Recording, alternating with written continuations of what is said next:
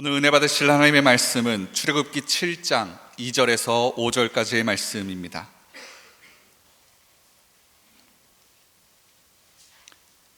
출애굽기 7장 2절에서 5절의 말씀을 우리 함께 읽겠습니다. 내가 내게 명령한 바를 너는 내 형 아론에게 말하고 그는 바로에게 말하여 그에게 이스라엘 자손을 그 땅에서 내보내게 할지니라. 내가 바로의 마음을 완악하게 하고 내 표징과 내 이적을 애굽 땅에서 많이 행할 것이나 바로가 너희의 말을 듣지 아니할 터인즉 내가 내 손을 애굽에 뻗쳐 여러 큰 심판을 내리고 내 군대 내 백성 이스라엘 자손을 그 땅에서 인도하여 낼지라. 내가 내 손을 애굽에 펴서 이스라엘 자손을 그 땅에서 인도하여 낼 때에야 애굽 사람이 나를 야훼인 줄 알리라 하시매. 아멘. 우리 좌우에 계신 분들과 인사하며 우리 앉도록 하겠습니다. 사랑하고 축복합니다. 감사합니다. 할렐루야. 오늘 귀한 날입니다. 복된 날입니다. 오늘이 왜 복된 날이냐면 하나님과 만날 수 있는 이 공식적인 자리이기 때문에 복된 날입니다. 하나님과 함께 하는 것이 진짜 복입니다. 하나님이 세상을 창조하시고 그 7일째 되는 날 안식하시면서 그날을 복되게 하셨죠. 그 복은 이 세상과 다르게 구별되어진 거룩한 날로 이 세상의 날과 구별돼서 하나님의 생명으로 살아가는 것임을, 또 하나님의 생명에 동참하고 하나님이 시작하시고 완성하셔서 마치셨던 그 창조의 기쁨에 우리가 함께 참여하는 그 복을 누리라고 안식의 날을 아버지께서 허락해 주신 것입니다. 그러기에 이 자리가 나에게 영원한 생명을 주시고 그 하늘의 존재가 되게 하신 그 하나님을 경외하는 자리이며 그 귀한 존재로 창조하게 하신 것을 기억하며 기뻐하는 자리가 되어야 되겠습니다. 그 기쁨으로 오늘 주시는 하나님의 그 귀한 복이 누려주시기를 주님의 이름으로 축원드립니다. 저는 오늘 읽었던 본문의 말씀을 가지고 부르셨다라는 제목으로 말씀을 좀 나누려고 합니다. 하나님은요, 이 애굽에 있는 이 이스라엘 사람들을 구원해 내기 위해서, 이끌어내기 위해서 이제 모세를 부르십니다. 그래서 모세에게 이야기하기를 이제 너가 바로에게 가서 내 백성 이스라엘 자손을 애굽에서 인도해 내라 라고 하면서 애굽 왕 바로에게 가기를 명령합니다. 내 백성을 그 바로 왕으로부터, 그 애굽으로부터 인도해 내라라고 하는 거죠. 그런데 모세는요, 하나님이 가라고 하신 그 애굽과 그 애굽에서 살고 있는 이스라엘 사람들에게 가는 것이 적지 않은 부담감이 있었습니다. 가고 싶지 않았었던 거죠. 모세는 애굽의 왕자로 자랐었어요. 그러다가 자신이 히브리 사람, 즉 이스라엘 사람이다라는 것을 알게 됩니다. 그러던 어느 날 이스라엘 사람들이 고되게 노동을 하고 있는 것을 보게 되었는데 어떤 이 애굽 사람이 그들을, 자기의 형제들을 치는 것을 보게 됩니다. 그래서 이 모세는 자기의 형제를 치는 이 애굽 사람을 쳐서 죽이게 되죠. 그리고 몰래 모래에 묻습니다. 그래서 모세는 자기가 한 일에 대해서 사람들이 모를 거다라고 생각을 했었던 거예요. 그래서 그 다음날 모세는 아무렇지도 않게 여느 때와 마찬가지로 일상의 생활을 보내고 있었습니다.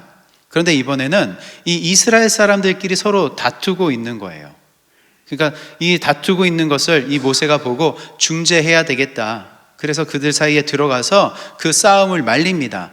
서로 왜 이렇게 싸우냐고, 그러지 말라고, 서로 치지 말라고 그렇게 말리는데 그들이 이야기를 하는 거죠. 누가 너를 우리의 중재자로 세웠냐? 누가 너를 우리의 재판관으로 세웠냐? 왜 애굽 사람을 죽인 것처럼 우리도 죽이려고 하느냐라고 하면서 모세가 어제 했었던 일, 애굽 사람을 쳐 죽였었던 그 일을 폭로하게 됩니다. 그리고 그 폭로를 통해서 이 애굽 사람들도 알게 된 거죠. 모세가 애굽 사람을 죽였다라는 거. 이에 바로 왕이 모세를 죽이려고 했기 때문에 모세가 그 애굽에서 도망쳐 나왔거든요. 이렇게 바로의 왕, 그 애굽의 왕 바로의 그 죽이려고 하는 것을 피해 나왔고, 또 이스라엘 사람들 자기를 반겨주지 않죠. 누가 너를 우리의 재판관으로 세웠냐, 중재자로 세웠냐 하면서 반겨주지 않는 그 이스라엘 사람들에게 이 모세가 다시 애굽에 들어가서 그들에게 간다라는 것은 모세에게 부담감이 있는 거죠. 될 수 있으면 안 가고 싶었던 것입니다. 그래서 하나님의 명령에 모세는 이렇게 이야기합니다. 내가 누군데 바로 왕 앞에 가고 내가 이스라엘 사람들에게로 갑니까? 저는 못 갑니다 라는 것을 이렇게 조금 돌려서 표현을 합니다. 이에 하나님이 이야기하시기를 내가 너와 반드시 함께 할 것이고 그들이 나를 섬길 것이다. 그들이 뭐라고 하면 스스로 있는 자가 너를 보냈다라고 이야기해라 라고 하면서 이스라엘 사람들에게, 애굽에 있는 그 이스라엘 사람들에게 가기를 이야기하셔요. 그래서 그들을 이끌어내서 광야로 나와서 제사를 드려라 라고 합니다. 하나님이 반드시 너와 함께 하시겠다. 얼마나 좋은 말씀입니까? 하나님이 나 못 가겠어요 그러는데 아니야, 넌 가. 내가 반드시 너와 함께 할 거야. 그러면 그래요, 가겠습니다 하는 게 좋잖아요. 근데 거기서 모세는 한 번 더 거절을 표시를 해요. 그런데도 그들이 내 말을 듣지 않으면 어떻게 해야 되겠습니까? 나 가기 싫어요 라는 거죠. 이에 하나님이 또 이야기하길 너 손에 뭐가 있냐? 제 손에 지팡이가 있죠. 그 지팡이로 표정을 나타낼 거야? 그러면 그 표적을 믿고 사람들이 너 말을 들을 거야 라고 이야기를 해요. 그런데도 또 거기서 모세는 거절을 표시합니다. 하나님, 보낼 만한 사람을 좀 보내십시오. 저는 입이 둔하고요, 말을 잘 못합니다. 입이 뻣뻣해서 말이 어눌해요. 그러니까 나 말고 다른 사람을 보내서 하나님의 말씀을 전할 수 있게 해주세요 라는 거죠. 그런데도 하나님은 끝까지 모세를 보내시기 위해서 뭐라고 이야기하시냐면 너의 입을 누가 만들었냐? 너의 입을 누가 창조했냐? 내가 지었다. 너에게 할 말을 줄 거야. 그리고 너의 그 말을 대언할 수 있는 자, 너 형 아론을 세울 테니까 잔말 말고 가라는 거죠. 3번씩이나 거절을 했습니다. 이런저런 핑계를 대고 안 가고 싶었어요. 그런데 하나님이 함께 하시겠다 하시고 그 말을 주시겠다 하시고 표적을 보여주시겠다라고 하시니까 모세는 이제 더 이상 거절할 수가 없었던 것입니다. 그래서 가기는 힘들었지만 형 아론과 함께 하나님 말씀을 따라서 애굽의 왕 바로 왕 앞으로 나아가게 되죠. 그리고 하나님이 하라는 말을 하게 됩니다. 하나님의 백성 이스라엘 사람들을 보내주십시오. 그들을 이끌고 광야에 가서 제사를 드릴 것입니다. 절기를 지킬 것입니다 라는 것을 이야기합니다. 그럼 바로가 이 모세의 말을 듣고 아이고 그래요, 어서 가세요 그럴까요? 이스라엘 사람들 데리고 어서 가십시오 하고 보내주시겠습니까? 안 보내는 거죠. 지금 이 이스라엘 사람들 성인만 60만에 이르는 성인들이 있어요. 엄청난 그 60만이라는 사람들을 통해서 노동력을 공급받고 있는 게 애굽입니다. 그러니까 그들을 보내줄 수가 없는 것이죠. 우리가 이집트 하면은 생각나는 대표적인 건축물 중에 하나가 바로 피라미드일 것입니다. 그 피라미드가 연인원 한 12만 명에서 20만 명에 가까운 사람들이 동원되어져서 지어졌다라고 하거든요. 그렇다면 60만 명의 그 성인 남성들, 그런 피라미드를 4-5개나 만들 수 있는 어마어마한 노동력입니다. 그러니까 그 당시 사람이 힘이고 능력이고 권력이고 국력인데 그렇게 노동이 가능한 60만에 이르는 사람들, 여자와 아이들까지 합치면 200만에 가까운 사람들을 내보내줄 수 있는 그런 것은 없는 거죠. 그러니까 그 바로의 입장에선 이 모세의 요구는 황당한 요구일 수밖에 없었던 것이죠. 절대 허락해 줄 수 없는 것입니다. 그래서 바로는 모세의 요구를 거절합니다. 출애굽기 5장 1절과 2절에 그 후에 모세와 아론이 바로에게 가서 이르되 이스라엘의 하나님 야훼께서 이렇게 말씀하시기를 내 백성을 보내라. 그러면 그들이 광야에서 내 앞에 절기를 지킬 것이니라 하셨나이다. 바로가 이르되 야훼가 누구이기에 내가 그의 목소리를 듣고 이스라엘을 보내겠느냐? 나는 야훼를 알지 못하니 이스라엘을 보내지 아니하리라 라고 이야기합니다. 야훼가 누구냐? 야훼가 누군데 내가 모르는 신의 말을 들어야 돼? 너희들의 말을 들어야 되는 거야? 나 그럴 수 없어. 그러니까 나는 야훼를 알지 못하니까 이스라엘 사람들을 보내지 않을 거야 라고 합니다. 이에 한 번 더 모세가 요청을 합니다. 광야로 가서 하나님께 제사를 드리려고 하니 이스라엘 사람들을 내보내 주십시오. 아니, 방금 안 된다고 했는데 또 요구를 하니까 바로 왕 입장에서는 어떻겠습니까? 안 된다고 거절을 표시했는데 얘가 또 이렇게 이야기를 하네. 그래서 바로 왕이 화가 나가지고 너희들이 이들을 데리고 가서 이 노역을 쉬게 하려고 한다. 그래서 어떻게 하냐면 그들 이스라엘 사람들의 그 노동을 더 심하게 만들게 됩니다. 이전에는 벽돌을 만들 때 이 짚을 제공해 주시면서 만들라고 했다가 이제는 이 모세의 요청이 있은 이후부터는 그 짚을 제공해 주지 않죠. 오히려 너희들이 그 짚을 알아서 구하고 벽돌의 수량은 똑같이 만들어내라라는 것으로 노동의 강도를 심하게 합니다. 너희들이 지금 여유가 있어서, 너희들이 지금 좀 뭔가 쉼 틈이 있어서 게을러서 하나님을 찾고 있고 하나님한테 제사한다고 하는 거네. 아예 그런 생각을 하지 못하도록 더 일을 힘들게 만들어 줄게. 똑같이 벽돌의 숫자를 만들어내. 그러나 집은 너희들이 스스로 구해. 더 심한 노동을 하라는 거죠. 안 그래도 힘든데 일의 그 강도가 조금 더 세어졌습니다. 힘들어졌습니다. 그러니까 그 이스라엘 사람들은, 애굽에 있는 이스라엘 사람들은 모세와 아론을 원망할 수밖에 없는 거죠. 아니, 그동안 힘들게, 그래도 힘들었지만 그 속에서 조금 짬이 나서 쉴 틈이 있었는데 이제는 그 쉬는 시간 안에 이 짚을 구해야 되기 때문에 내가 더욱더 일이 힘들어졌어. 그게 다 너희들 때문이야. 이제 그 힘듦 때문에 하나님이 너희들을 심판하기를 원한다라고까지 하면서 원망을 드러놓게 됩니다. 그러니 모세도 이제 그런 원망을 들었으니까 따져야 될 분이 있어야 되겠죠. 그래서 하나님께 따지는 거죠. 하나님, 왜 나를 보내셨습니까? 거 봐요, 내가 안 간다 그랬잖아요. 그런데 왜 주님의 백성들을 이렇게 고통의 자리로 몰아넣습니까?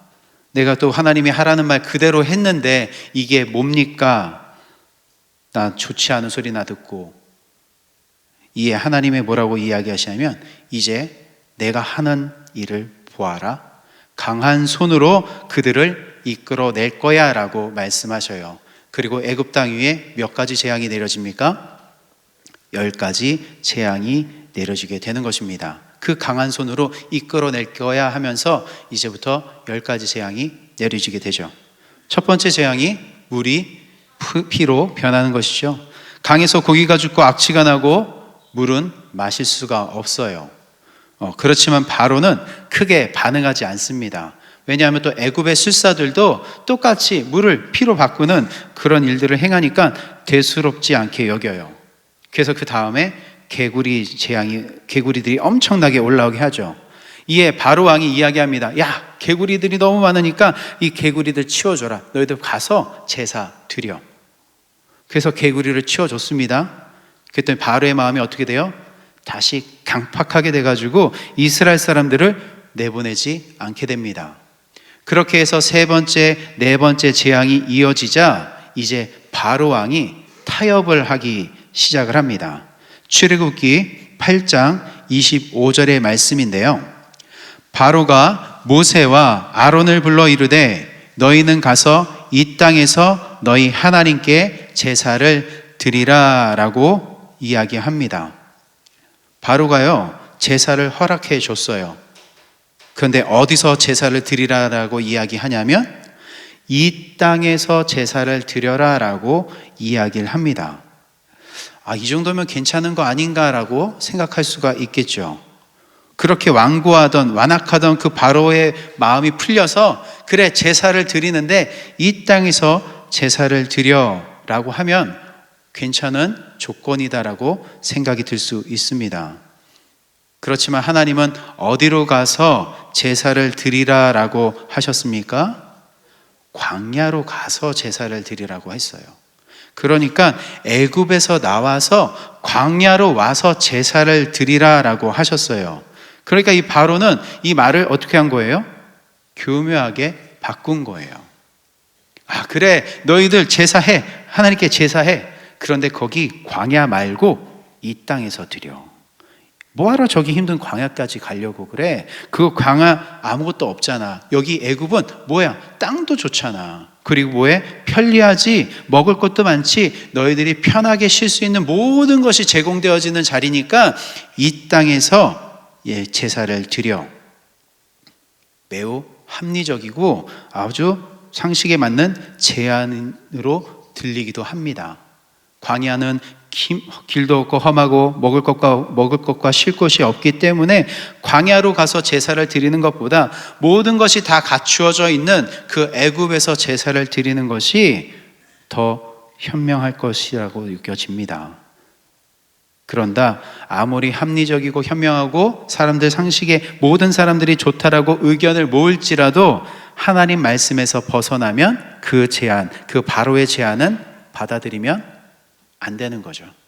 모든 사람들이 그래 우리 뭐하러 광야로 가, 여기서 제사를 드리는 게 낫다라고 판단하고 모든 사람들이 그렇게 의견을 모았다 할지라도 하나님 말씀에서 벗어난 거는 거기 따르면 안 되는 거죠. 그래서 아무리 좋은 제안을 했었더라도 모세는 그 바로의 제안을 거절할 수밖에 없었습니다. 그래요, 하나님 여기서 제사를 드릴게요가 아니라 하나님은 애굽에서 나와서 광야에서 제사를 드리라고 했으니까 이 바로의 제안, 이 땅에서 제사를 드려라 받아들일 수 없는 것이죠. 바로가 이렇게 제안한 의도는 무엇이겠습니까? 여전히 사람의 힘을 구축하는 것이 힘이다라고 여겼던, 권력이다라고 여겼기 때문에 이 이스라엘 사람들을 내보내지 않겠다라는 그 의도가 숨어 있는 거거든요. 그래 너희들 신을 여기서 예배해, 그런데 너희들 못 나가. 이거는 하나님의 말씀이 아니기 때문에, 하나님 말씀의 차이가 있기 때문에 받아들이면 안 되는 것입니다. 그래서 모세가 이 바로의 제안을 거절을 하고 하나님의 주신 말씀과 다르기 때문에 거절을 합니다. 그러면서 계속해서 애굽에는 재앙이 내리게 되죠. 그리고 8번째 재앙까지 내려졌을 때 바로가 다시 한번 모세를 불러요. 그리고 다시 한번 협상을 합니다. 그게 출애굽기 10장 9절에서 11절 말씀인데요. 모세가 이르되 우리가 야훼 앞에 절기를 지킬 것인즉 우리가 남녀노소와 양과 소를 데리고 가겠나이다. 바로가 그들에게 이르되 내가 너희와 너희의 어린 아이들을 보내면 야훼가 너희와 함께함과 같으니라. 보라, 그것이 너희에게는 나쁜 것이니라. 그렇게 하지 말고 너희는 장정만 가서 야훼를 섬기라. 이것이 너희가 구하는 바니라. 이에 그들이 바로 앞에서 쫓겨나니라. 이 8번째 재앙이 있은 후에 바로가 타협을 했습니다. 어떻게 타협을 했냐면 누구만 가라고요? 장정들만 가라고 이야기를 해요. 장정들만, 어른들만 가라. 그리고 또 9번째 재앙 이후에도 또 이야기합니다. 출애굽기 10장 24절 말씀인데요. 바로가 모세를 불러 이르되 너희는 가서 야훼를 섬기되 너희의 양과 소는 머물러 두고 너희 어린 것들은 너희와 함께 갈지니라 라고 이야기합니다. 지금 하나님으로부터 내려지는 그 재앙이 거듭되면 거듭될수록 바로 왕이 자꾸 뭘 하고 있어요? 그 말을 바꾸고 있죠. 하나님의 말씀을 자꾸 바꾸고 있어요. 처음에 뭐라고? 이 땅에서 제사를 드려라. 그 다음에는 아이들은 놓고 너희 어른들만 가라. 그 다음엔 너희들의 그 소와 양과 염소들은 두고 가. 자꾸 하나님이 주신 그 말씀을 바꾸고 있는 것입니다. 바로 왕 말처럼 자녀를 두고 가라 그러면 얼씨구나 좋구나 하고 갈 사람이 누가 있겠습니까? 와, 힘들었는데, 너희들 기르느라고 너무 힘들었는데 이제 자유하다 하고 갈 사람이 어디 있겠습니까? 그리고 양과 소는 그들의 재산이면서 동시에 뭐가 되는 거예요? 광야에 나가서 하나님께 제사하기 필요한 제물입니다. 제물이 없으면 제사를 드릴 수가 없잖아요. 그러니까 바로 왕은요, 어떻게 해서든지 이 이스라엘 사람들을 이 애굽에 잡아두려고 하고 있고 하나님께 드리는 그 제사를 방해하려고 하고 있었던 거예요. 그러니 이 바로의 제안을 받아들일 수가 없는 거죠. 끝까지 아무리 좋게 들린다 할지라도 그 제안이 하나님의 말씀에서 벗어나면 들어서는 안 되는 것이죠. 하나님은 택한 자, 자기 백성들을 통해 제사를 받으시려고 구원을 하시는 거죠. 그래서 그 구별된 장소인 광야로 부르시는 것입니다. 그 예배를, 즉 예배를 받으시려고 저와 여러분들을 택하시고 구원하셔서 이렇게 구별된 장소에서 예배하라고 부르신 것입니다. 그냥 애굽에서 예배하면 안 돼요? 제사하면 안 돼요? 안 돼요. 하나님 말씀하고 다르기 때문에 하나님 말씀에 따라 애굽에 나와 광야로 가서 제사를 해야 되는 것입니다. 왜냐하면 그곳 가운데, 그 구별된 장소 가운데 하나님의 임재가 있기 때문인 것이죠. 예배를 드리는 자리에 하나님의 임재가 있는 것입니다. 10번째 재앙이 있은 후 이스라엘 사람들이 애굽에서 나와요. 광야로 이동합니다. 그리고 시내산에 이르렀을 때 하나님은 모세에게 말씀을 주시면서 무엇을 만들라라고 말씀하셨냐면 성막을 만들어라 라고 말씀을 하셨어요.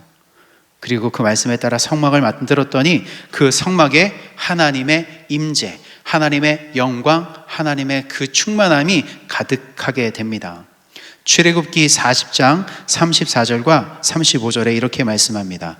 구름이 회막에 덮이고 야훼의 영광이 성막에 충만함에 모세가 회막에 들어갈 수 없었으니 이는 구름이 회막 위에 덮이고 야훼의 영광이 성막에 충만함이었으며 라고 말씀합니다. 성막을 다 완성했더니 그곳 가운데 하나님의 임재, 하나님의 영광이 충만했다라고 이야기하고 있습니다. 하나님의 영광이 있는 곳에 하나님이 함께 하시는 거죠. 물론 우리 하나님 없는 곳이 없습니다. 안 계신 곳이 없어요. 그러나 특별히 이곳 가운데 함께 하시겠다 했던 곳이 바로 구별되어졌던 그 성막인 것입니다. 그곳 가운데 충만하게 하겠다. 그렇기 때문에 하나님이 명령하신 곳, 그 거룩하게 구별되어져 있는 그 장소, 그곳에 가서 제사를 드려라, 예배를 드려야 되는 것입니다.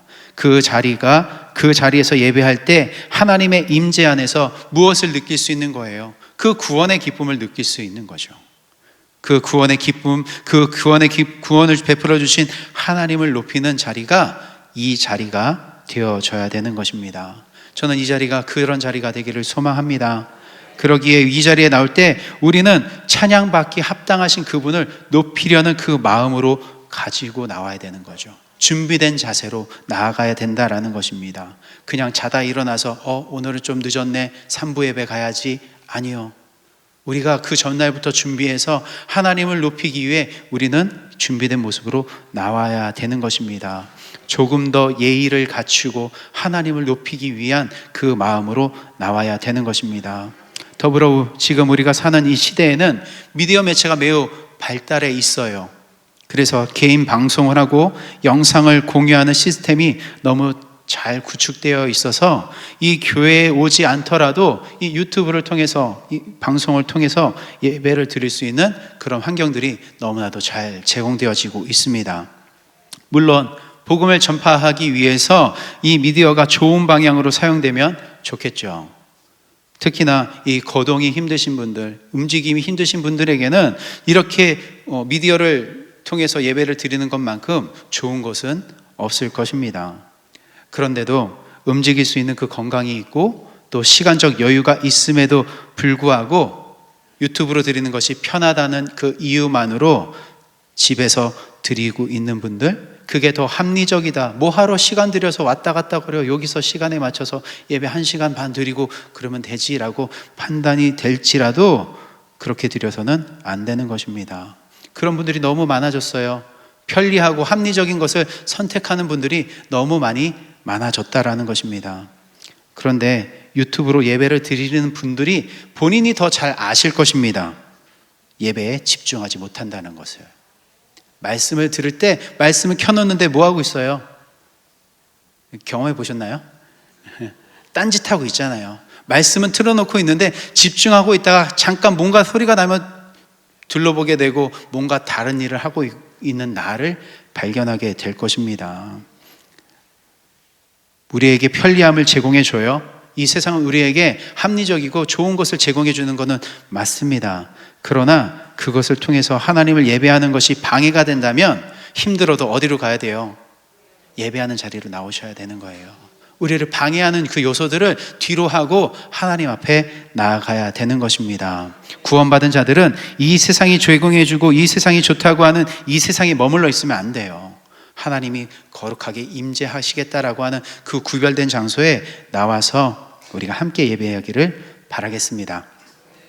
아무튼 이렇게 바로왕은 계속적으로 말을 바꿨어요. 그래서 완악해서 이스라엘 사람들을 보내지 않으려고 했었습니다. 그러나 마지막 10번째 재앙, 자신의 아들이 죽게 되자 그 죽음 앞에 모든 것이 다 무너지게 됐죠. 그래서 어떻게 합니까? 이스라엘 사람들을 내보냅니다. 그래서 이스라엘 사람들은 하나님, 이 모세를 따라서 하나님이 주시겠다고 한 그 약속의 땅 가나안으로 출발을 하게 되죠. 그런데 그렇게 얼마나 갔을까요? 가나안으로 가는 길을 하나님께서 광야로 돌리십니다. 이 애굽에서 가나안으로 가는 데 있어서 이 지중해를 따라서 올라가면 일주일이면 갈 수 있거든요. 그 편한 길, 아주 빠른 길이 있는데 하나님은 그 길로 인도하시다가 그 길을 광야로 돌리십니다. 아니, 왜 편한 길이 있고 빠른 길이 있는데 하나님께서 그 길을 돌리셨을까요? 그 이유가 출애굽기 13장 17절에 나옵니다. 바로가 백성을 보낸 후에 블레셋 사람의 땅의 길은 가까울지라도 하나님이 그들을 그 길로 인도하지 아니하셨으니 이는 하나님이 말씀하시기를 이 백성이 전쟁을 하게 되면 마음을 돌이켜 애굽으로 돌아갈까 하였습니다라고 이야기하고 있습니다. 이 편한 길, 빠른 길을 가게 되면 누구를 만나게 되냐면 블레셋이라는 이 족속을 만나게 됩니다. 그러면 그들과 무엇이 일어날 수 있다라는 거냐면 전쟁이 일어날 수 있다라는 거죠. 그리고 전쟁으로 인해서 그들의 마음을 돌이켜 다시 애굽으로 돌아가자 할까봐 하나님이 그 편하고 빠른 길을 뒤로 하고 광야로 인도하셨다라는 것입니다. 애굽에서 나왔는데 다시 애굽으로 돌아간다라는 것은 말이 안 되는 거예요. 애굽에서 나오는 것이 구원인데 그 다시 애굽으로 돌아간다는 것은 구원을 무르겠다라는 것이거든요. 한번 받은 구원받은 백성이 그 구원의 취소가 될까요? 아니요, 안 돼요. 구원받은 백성은 절대 구원의 취소가 되지 않습니다. 아예 처음부터 구원받지 못한 자이면 모를까? 난 구원받았다. 믿음으로 그 구원받은 자는 절대 그 구원이 취소되거나 물을 수 있는 게 아니에요. 다시 애굽으로 돌아가는 일은 불가능합니다. 그러나 그들이 전쟁을 통해서 마음을 돌이켜 애굽으로 돌아가서 또 애굽으로 사는 것이 좋다라고 여기게 될까봐 하나님은 그 길을 돌리신 것이죠. 왜냐? 아직 이들은 싸울 준비가 되지 않았기 때문입니다. 무서워서 하나님이 블레셋과의 싸움이 전쟁이 무서워서 돌리신 것이 아니라 이들을 싸울 준비를 하게 만드는 거죠. 이스라엘 사람들이요, 애굽에서 나올 때 얼마나 즐거웠겠습니까? 콧노래 부르고 나왔거든요. 와, 하나님 대단하시다. 이런 놀라운 일들을 행하시고 막 물이 피로 변하고 우리 땅에는 재앙이 안 내리고 야, 모든 사람들은 다 죽었는데 우리는 그 어린 양의 피 때문에 죽지 않고 나왔어. 그리고 너 나올 때 금 얼마 받고 나왔어? 나 10덩이 받고 나왔어. 너는 나 엄청난 보석 가지고 왔어. 그러니까 이스라엘 사람들이 애굽에서 나올 때 그 죽음을 면하고 나온 것뿐만 아니라 이 애굽 사람들한테 금은 보석 다 구하는 곳마다 족족 다 받고 나왔거든요. 그러니까 너무 기쁘게 나왔어요. 그런데 이들이 광야에 나와서 누군가와 싸우게 된다라는 것은 꿈에도 생각하지 않았던 것이죠. 그런데 그들이 갑자기 그 가나안 땅을 가다가 블레셋 사람들을 만나 전쟁을 하게 되면 마음을 돌이키게 될까봐 하나님이 돌리시는 것입니다. 그것은 겁은 내서가 아니라 이제부터 이 이스라엘 사람들을 무엇으로 만들기 위해서? 군사로 만들기 위해서 그 길을 돌리셨다라는 것입니다. 출애굽기 6장 26절에는 이렇게 말씀하고 있죠. 이스라엘 자손을 그들의 군대대로 애굽 땅에서 인도하라라고 말씀하세요. 그리고 출애굽기 12장 41절엔 430년이 끝나는 그 날에 야훼의 군대가 다 애굽 땅에서 나왔은즉이라고 말씀하십니다. 그리고 민수기로 가면 우리가 잘 알듯이 사람들의 숫자를 세잖아요. 그들의 숫자를 다 뭐라고 이야기하냐면 군대로 계수된 자라고 하면서 숫자를 셉니다. 그러니까 지금 애굽에서 나오는 자들, 구원받은 자들을 이제 무엇으로 만드시는 거예요? 군사로 만드시는 것입니다. 하나님의 군대가 되어져야 된다라는 것이죠. 여러분은 믿음으로 구원받으셨죠? 아멘. 그렇다면 저와 여러분들은 다 하나님의 자녀, 하나님의 백성이 되는 것입니다. 그리고 동시에 무엇이 되셔야 된다고요? 군사가 되셔야 되는 것입니다. 군대로 나가서 이제 싸움을 해야 되는 자가 되어야 한다라는 것이죠. 구원은 좋은데 군사는 좀 싫은데요. 그게 싫고 좋고의 문제가 아닌 거예요. 반드시 저와 여러분들은 그 군사로 되어져야 되는 것입니다. 우리나라는 감사하게도 징병제죠. 내가 가고 싶다고 해서 가고 안 가고 싶다고 해서 안 가는 게 아니에요. 대한민국 국민이라면 반드시 가야 하는 게 우리나라 군대입니다. 근데 우리는 남자만 가잖아요. 우리나라는. 그렇지만 하나님은 공평하신 하나님, 우리 하나님의 군대로, 군사로 남자만 부르는 것이 아니라 우리 여자들까지도 다 부른다는 거죠. 구원받은 자들이라면 반드시 하나님의 그 군대로 가야 된다라는 것입니다. 그거는 피할 수 있는 게 아니에요. 구원받은 자라면 반드시 그렇게 되어져야 된다라는 것입니다. 그러면 피할 수 없으면 어떻게 하셔야 돼요? 즐겨야죠. 피할 수 없으면 즐기라고. 하나님이 하시는 그 귀한 싸움에 우리가 이제는 동참하기 위해서 생각을 좀 바꾸셔야 합니다. 내가 구원받은 자구나. 그렇다면 나는 이제 군사로서 이 치열한 영적 싸움을 해 가야 되는 거구나. 그래서 누구에게만 순종하면서 살아가야 되는가? 오직 하나님에게만 순종하면서 살아가야 되는구나. 하나님 말씀에 맞춰서만 내가 살아가야 되는구나. 그렇게 우리의 마음과 생각을 바꾸셔야 된다는 거죠. 그런데 그렇게 생각과 마음을 바꾸더라도 그게 쉽지 않죠. 내가 하나님 말씀에만 순종해야지, 하나님만 믿고 따라가야지라고 생각은 바꿨는데 우리의 몸과 그 생각이 그렇게 쉽게 바뀌어지지 않는다라는 것입니다. 애굽에서 생활했던 것, 내가 주인 되어서 살았던 이 애굽에서의 삶을 벗겨내기가 쉽지 않다라는 것이죠. 그래서 이 애굽이라는 것, 이 세상이라는 것, 내가 주인 되어져서 살았던 그것을 버리는 훈련을 어디서 하는 거예요?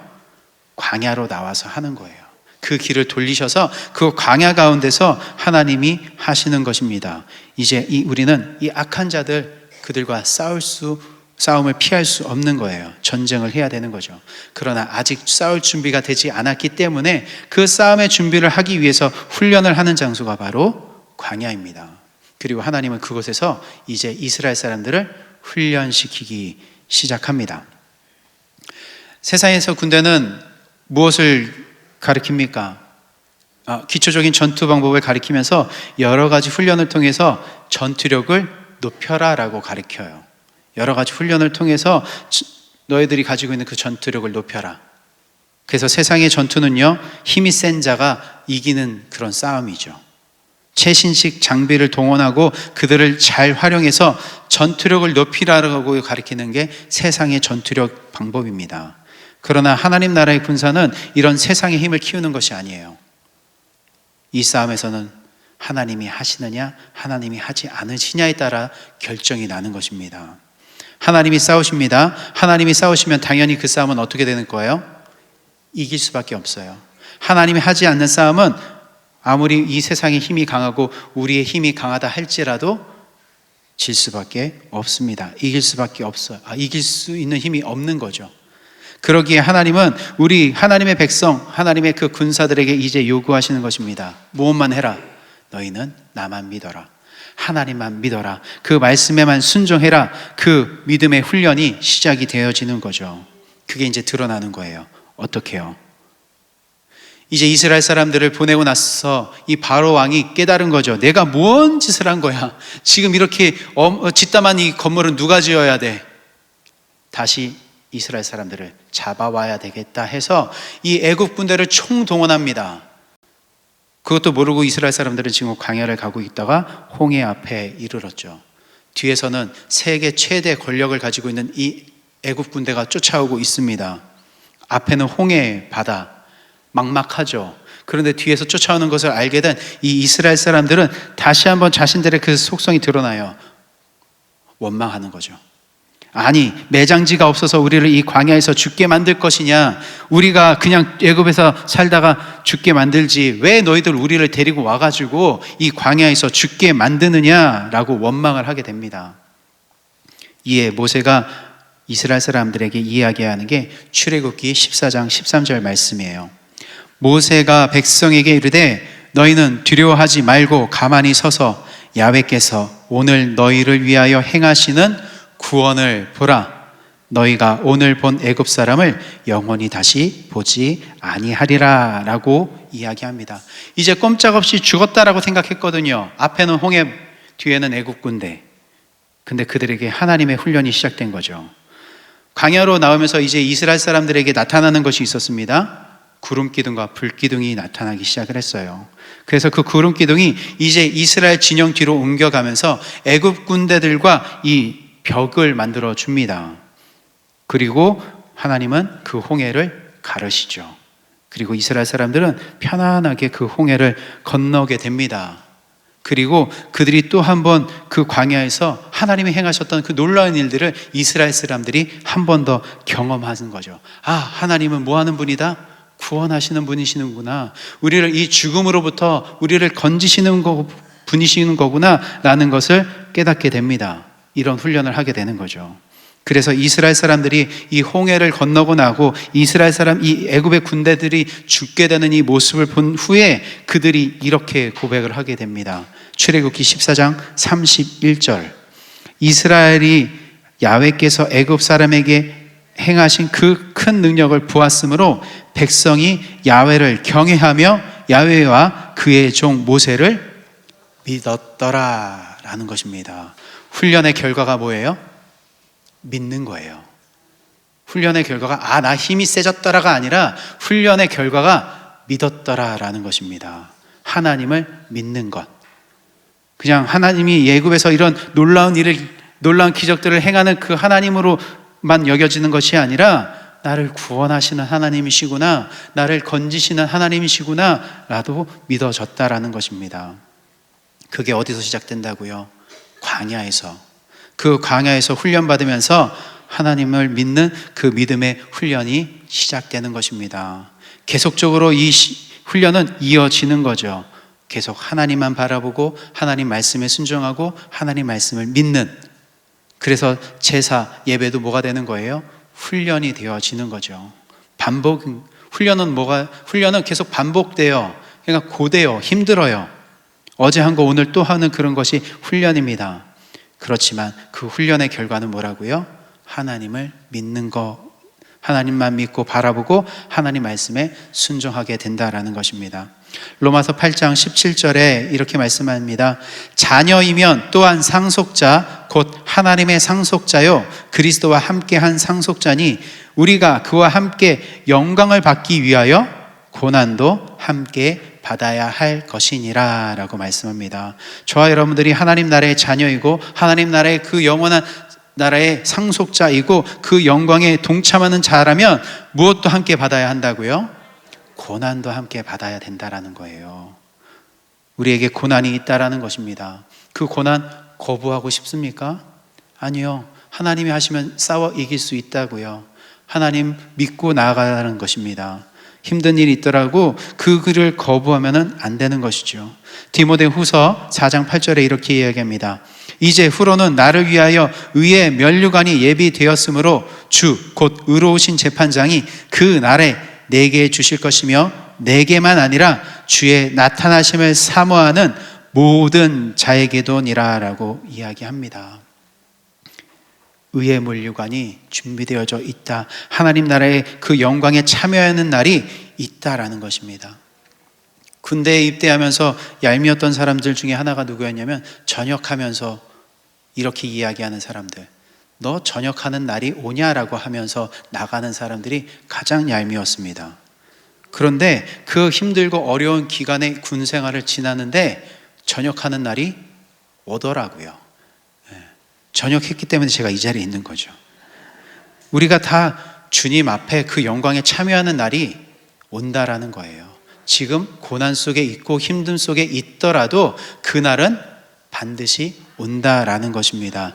그때까지 우리는 이 세상 속에서 무슨 훈련을 하는 거예요? 하나님 믿는 훈련, 하나님 말씀에 순종하는 훈련, 예배의 훈련, 그 믿음의 훈련을 해 나가야 된다라는 것입니다. 우리를 삼키려고 하는 그 악한 무리가 있기 때문에 그들에 싸워야 하기 때문에 훈련을 해 가야 되는 것입니다. 군인은요, 그 나라가 책임져 줍니다. 군대에 있는 동안 나라에서 월급도 주고 먹을 것도 주고 다 제공해 줘요. 그렇다면 하나님 나라의 군사는 누가 책임져 주시겠습니까? 하나님이 책임져 주세요. 저와 여러분들의 삶을 하나님이 먹이시고 책임져 주실 것입니다. 세상의 보상은요, 한계가 있어요. 그러나 하나님의 군사들에게는 그 한계가 없습니다. 그 영원한 하늘의 삶으로 책임져 주실 것입니다. 그 하나님의 전능하신 손이 구원받은 저와 여러분들을 그 군사로 부르셨습니다. 출애굽기 13장 9절에 말씀합니다. 이것으로 내 손의 기호와 내 미간의 표를 삼고 야훼의 율법이 내 입에 있게 하라.